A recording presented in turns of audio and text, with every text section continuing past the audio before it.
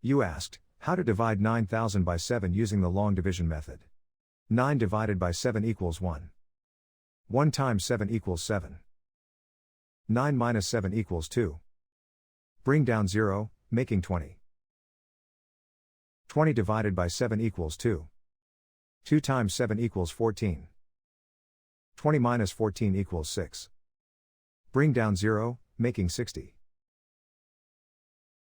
60 divided by 7 equals 8. 8 times 7 equals 56. 60 minus 56 equals 4. Bring down 0, making 40. 40 divided by 7 equals 5. 5 times 7 equals 35. 40 minus 35 equals 5. The remainder is 5. The final result is 1285, remainder 5.